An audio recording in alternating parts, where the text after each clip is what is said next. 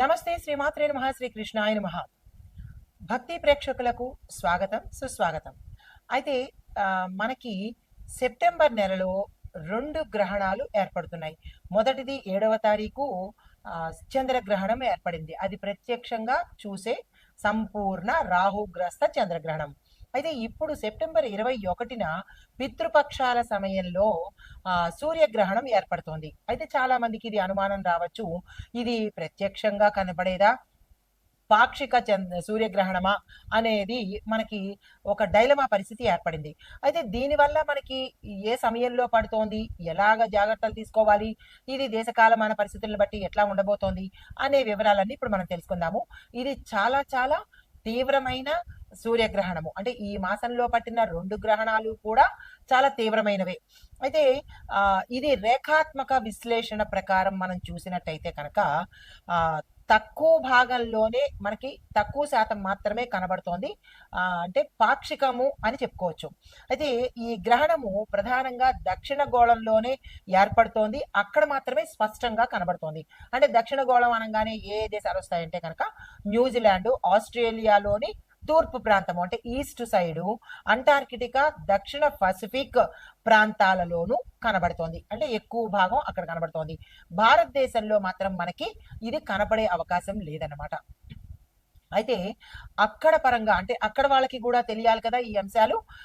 ఇది మొదటి స్పర్శ అంటే ఫస్ట్ టైము మనకి యూటీసీ స్టాండర్డ్ ప్రకారము 17.30 ఈ సమయంలోను అంటే వాళ్ళ టైం ప్రకారము. అయితే కనిష్ట గ్రహణము 19:43 యూటీసీ ప్రకారము.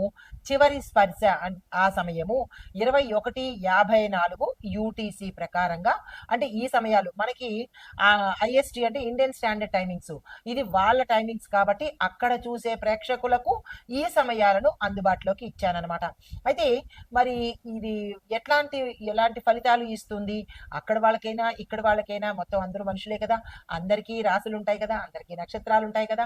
కొంతమందికి తెలియచ్చు, కొంతమందికి తెలియకపోవచ్చు. అయినప్పటికీ ఈ గ్రహాలకి మనుషులు ఒక్కటే కాదు, నేచర్ కూడా ఇందులో అనుభవిస్తోంది. అంటే మనుషులే పాటి కనుక కాబట్టి ఇది ప్రతి ఒక్కళ్ళకి, ఏ కులమైనా, ఏ మతమైనా, ఏ దేశమైనా, ఏ ప్రాంతమైనా సరే ఇవి అనేవి జరుగు తీరుతాయి. కాబట్టి ఇది నాకు వర్తించదు, మా దేశానికి వర్తించదు, మా వాళ్ళకి వర్తించదు అనేది లేదు. మనిషి అనే ప్రతి ప్రాణికి వర్తించేదే. అయితే మరి జాగ్రత్తలు తీసుకోవాలి. ఈ పాక్షిక గ్రహణము కన్యా రాశిలో సూర్యుడికి సంబంధించి ఏర్పడుతోంది కాబట్టి మరి శాస్త్ర సంబంధిత ఆస్ట్రాలజీ ప్రకారము కొన్ని మార్పులకు దారితీస్తుంది. అది ఏ ప్రాంతమైనప్పటికీ చాలా చేంజెస్ వస్తాయి. గ్రహణాలు అంటేనే చేంజెస్ వస్తుంది, ప్రకృతిలోనూ మనిషిలోనూ కూడా.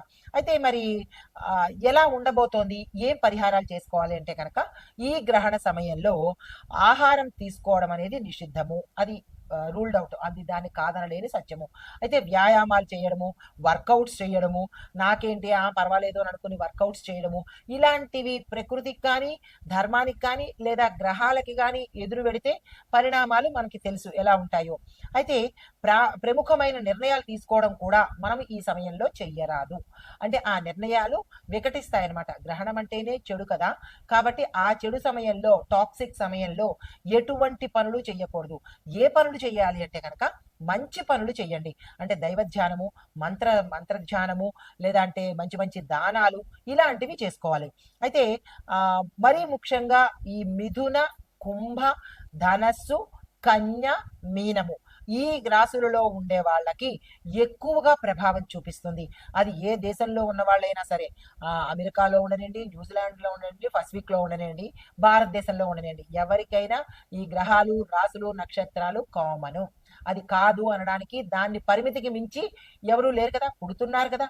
ఆ పుట్టినప్పుడు సమయం ఉంటుంది, నక్షత్రం ఉంటుంది, గ్రహం ఉంటుంది, ఇవన్నీ ఉన్నప్పుడు ఫలితాలు కూడా ఉంటాయి కదా. కాబట్టి నాన్ సెన్స్ అనడానికి ఇక్కడ అవకాశం లేదు. అనుకుంటే అది అప్ టు యూ.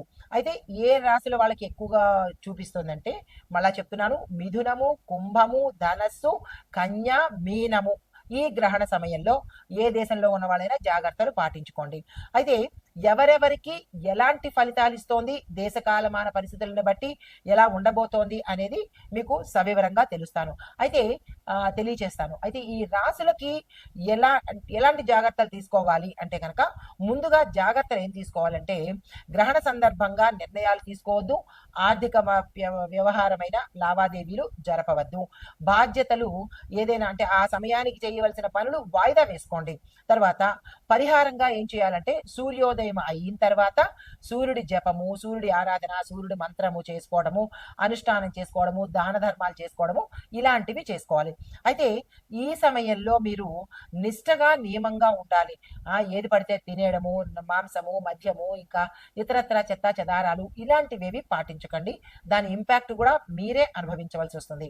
అయితే ఈ వీటి పరంగా మరి ఇవన్నీ ఎలా ఉన్నాయి, మనుషులకి ఎట్లా వర్తిస్తాయి అంటే, మేషాది ద్వాదశ రాశుల వారికి ఎలాంటి ఫలితాలు ఇస్తోంది అనే అంశాన్ని ఇప్పుడు కూలంకషంగా తెలుసుకుందాము. నమస్తే. అయితే జ్యోతిష శాస్త్రంలో గ్రహాలకి ఎంత అంటే గ్రహాల సంచారానికి ఎంత ప్రాధాన్యత ఉందో అంతే ప్రాధాన్యత గ్రహణాలకి కూడా ఇవ్వబడింది. అయితే ఈ నెలలో అనగా భాద్రపద మాసంలో సెప్టెంబర్ నెలలో మనకి వచ్చే ఈ గ్రహణాలు ఈ రెండు కూడా అశుభ ఫలితాలనే ఎక్కువ శాతం ఇస్తున్నాయి. కాబట్టి ప్రతి ఒక్కళ్ళు జాగ్రత్తలు తీసుకోండి. అయితే సెప్టెంబర్ 21 ఆదివారం పడింది. ఆదివారము, అందులోనూ సూర్యగ్రహణము విశేషమైన ఫలితాలు కొంతమందికి ఇస్తే, విశేషమైన చెడు ఫలితాలు కూడా కొంతమందికి ఇస్తున్నది.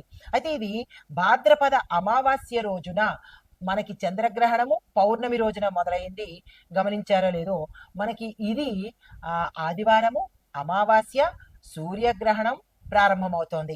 అయితే అది అర్ధరాత్రి అంటే 11 రాత్రి సమయంలో 11 సమయానికి ప్రారంభమయ్యి తెల్లవారుజామున అనగా మరుసటి రోజు సోమవారంన 3:23 వరకు దీని యొక్క తీవ్రత కనబడుతోంది. మరి ఏ రాశులు వాళ్ళు ఈ పాక్షిక సూర్యగ్రహణానికి జాగ్రత్తలు తీసుకోవాలి, ఏ రాశులు వాళ్ళకి అత్యంత శుభప్రదంగా ఉంది అనే విషయాలు కూడా మనము ప్రస్తావించుకుందాము. ఈ గ్రహణము కన్యా రాశిలో ఉత్తర ఫల్గుణి నక్షత్రంలో ఏర్పడుతోంది. కాబట్టి కన్యా రాశి వారు మనకి చంద్రగ్రహణము, కుంభరాశి వారికి పూర్వభాద్ర నక్షత్రం వారికి జాగ్రత్తలు తీసుకోవాలి. వాళ్ళకి విపరీతమైన పరిణామాలు, ఈ గ్రహణ పరిణామాలు మీరు ఇక్కడ గుర్తుపెట్టుకోవాలి. ఈ గ్రహణ పరిణామాలు మనకి 6 నెలల పాటు మనకి అంటుకొని ఉంటాయి. చెడు ఫలితాలైనా మంచి ఫలితాలైనా ఈ విషయంలో చాలా జాగ్రత్తగా ఉండాలి. అయితే ఈ సూర్యగ్రహణము కన్యా రాశి వాళ్ళు చాలా జాగ్రత్తగా ఉండాలి. నక్షత్రము ఉత్తర ఫల్గుణి నక్షత్రంలో ఏర్పడుతోంది. ఉత్తర ఫల్గుణి నక్షత్రం వాళ్ళు కూడా చాలా జాగ్రత్తగా వ్యవహరించుకోవాలి. ఈ సూర్యగ్రహణ ప్రభావము మనకి శుభ ఫలితాలను ఇచ్చే రాశులు ఏవి, అశుభ ఫలితాలు ఇచ్చే రాశులేవి అనేది సవివరంగా తెలుసుకుందాము. అయితే దానికన్నా ముందుగా ఈ గ్రహణ సమయంలో మనకి కనిపించినప్పటికీ కూడా 11 గంటలకి అంటే వేరే దగ్గర కనిపించినప్పటికీ ఆ ఇంపాక్ట్ ఇక్కడ కూడా ఉంటుంది. కాబట్టి గ్రహణ నియమాలు తప్పనిసరిగా పాటించుకోవాలి. 11 గంటలకి పట్టు స్నానం చేసుకోవాలి. ఆ సమయంలో ఆహార నియమాలు వద్దు, ఎటువంటి నిర్ణయాలు తీసుకోవద్దు. సాధ్యమైనంత వరకు మెలకుగా ఉంటే ధ్యాన తప అవి చేసుకోండి. దేవుడి మీద ధ్యాస పెట్టుకోండి. లేదు ఇక మేము నిద్రపోతాము అని అనుకున్నప్పుడు తెల్లవారిన తర్వాత మీరు ఏ ప్రక్రియలు చేసుకోవాలి, ఏ దానాలు చేసుకోవాలి అనే విషయాలను మీరు పరిశీలనలోకి తీసుకోండి.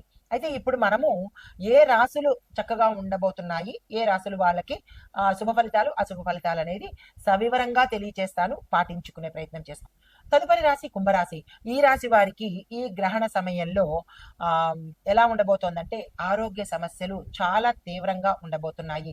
అంటే చంద్రగ్రహణం దగ్గర నుంచి వీళ్ళకి ఈ సూర్యగ్రహణం వరకు చాలా ఇబ్బందికరమైన సమస్యలు రావడము, ఇంట్లో కొట్లాట్లు జరగడము, భార్యాభర్తల మధ్య కావచ్చు, లేదా ఇతర వాళ్ళ మధ్య కావచ్చు, అన్నదమ్ముల మధ్య కావచ్చు, అన్నదమ్ములు వీళ్ళని వేరు చేయడము, తల్లిదండ్రులు కుటుంబంలో అశాంతి అలజడి ఏర్పడము, ఆస్తులు నష్టపోవడము, ఆస్తులు వేరే వాళ్ళు రాయించేసుకోవడము, మభ్యపెట్టి లోబరుచుకుని వేరే వాళ్ళు రాయించేసుకోవడము, ఇలాంటి ఇబ్బందికరమైన వాతావరణము చాలా ఎక్కువగా ఆ సమయం నుంచి ఈ సూర్యగ్రహణం సమయం వరకు చాలా ఎక్కువగా కనబడుతోంది.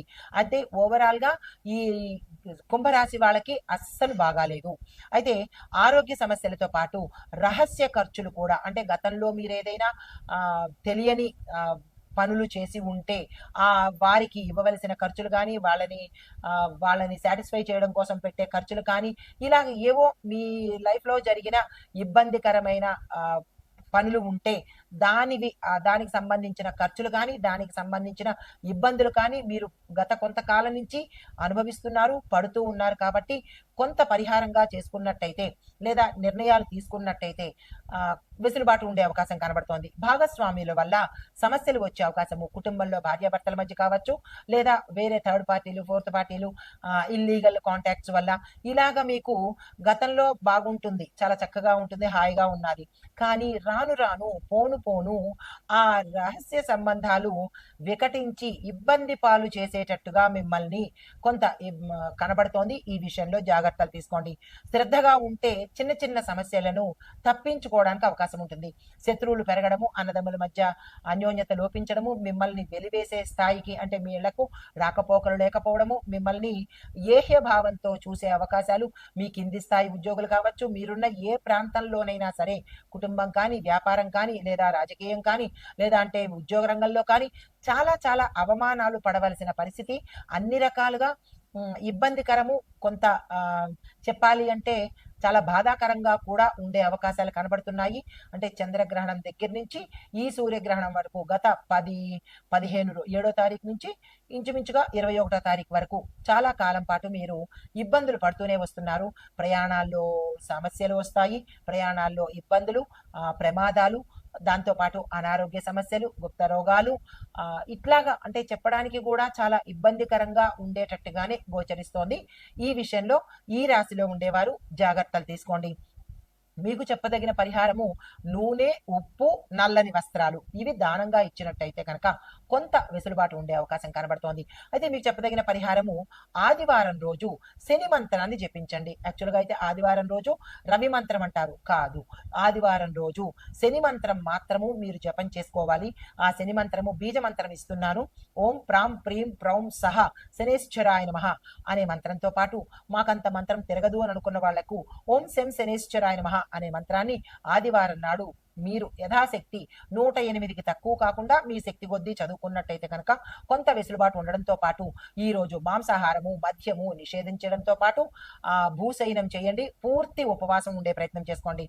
దీంతో పాటు సూర్యుడికి జలార్పణ చేయండి, అనగా అర్ఘ్యాన్ని ఇచ్చే ప్రయత్నం చేసుకున్నట్టయితే కొంత అంత గుడ్డిలో మెల్ల 100కి 2% మంచి జరిగే అవకాశం కనబడుతోంది. ఇక నుంచైనా ఈ పరిణామాలను దృష్టిలో పెట్టుకుని మంచి వైపు, సానుకూలం వైపు, నలుగురు మెచ్చే వైపు కనుక మీరు వెళ్ళినట్టయితే కొంత మంచి జరిగే అవకాశం కనబడుతోంది. అది మీకు తెలిసే విషయం ఉంటుంది కాబట్టి దాని ప్రకారంగా, అది మీ వ్యక్తిగతం కాబట్టి దాని ప్రకారంగా మీరు ఏది మంచి ఏది చెడు అనేది తెలుసుకొని నడుచుకున్నట్టయితే కనుక సాధ్యమైనంత వరకు దైవధ్యానంలో గడిపే ప్రయత్నం చేసుకోండి. అయితే ఓవరాల్ గా చూసినట్టయితే ఈ పాక్షిక సూర్యగ్రహణము కన్య రాశిలో జరుగుతున్నందువల్ల కన్య, మీన, మిథున, ధనస్సు, కుంభరాశి వాళ్లకు కొంత అంటే ధనస్సు మిశ్రమ ఫలితాలు, వీళ్ళని అంత ఇంపాక్ట్ కనిపించట్లేదు. ఎక్కువగా కనిపించేది కన్య, మీన, కుంభరాశుల వాళ్ళకి చాలా ఎక్కువగా తీవ్రమైన చెడు ఫలితాలను ఇస్తోంది. ప్రభావం కూడా తీవ్రంగా కనిపిస్తోంది. జాగ్రత్తలు తీసుకోండి. అయితే ఈ ప్రతికూల ఫలితాలు మనము ఉపశమనం చేసుకోవటానికి సూర్యారాధన తప్పనిసరిగా చేయాలి. దాన ధర్మాలు చేసుకోవాలి. వ్రతాలు, నోములు అంటే వ్రతము అంటే మరి సత్యనారాయణ వ్రతము, వినాయక వ్రతము అని కాదు. ఒక నియమం పెట్టుకొని నేను ఈ పని చేస్తాను, ఈ దానం చేసుకుంటాను, ఒక నియమ ప్రకారంగా చేసే పూజలు అన్నమాట. సత్యాచరణ ఉత్తమ పరిహారము. అబద్ధాలు ఆడడం కానీ, ఎవరినో మోసం చేయడం కానీ, ఇతర వాళ్ళని ఇబ్బంది పెట్టడం కానీ, ఇలాంటి ధర్మానికి విరుద్ధంగా చేసే పనులు ఏదైనా సరే విపరీతమైన పరిణామాలు చూపిస్తాయి. అంటే ఇల్లీగల్ కాంటాక్ట్స్ అనుకోవచ్చు, వేరే వాళ్ళతో అంటే విచ్చలవిడితనం కానీ, ఇట్లాంటివి ఏవైనా ధర్మానికి విరుద్ధమైన పనులు ఎవరు చేసుకున్నా దాని ఇంపాక్ట్ ఏదో ఒక సమయంలో అనుభవించి తీరవలసిందే. కాబట్టి తెలిసి ఎందుకు నిప్పులో చేయిపెట్టుకోవడము, తప్పు అన్నదానికి దూరంగా ఉంటేనే మంచిది కదా. సో ఈ పరిహారాలన్నీ పాటించుకొని కొంతైనా సానుకూలమైన ఫలితాలు పొందాలి అని కోరుకుంటూ నమస్తే.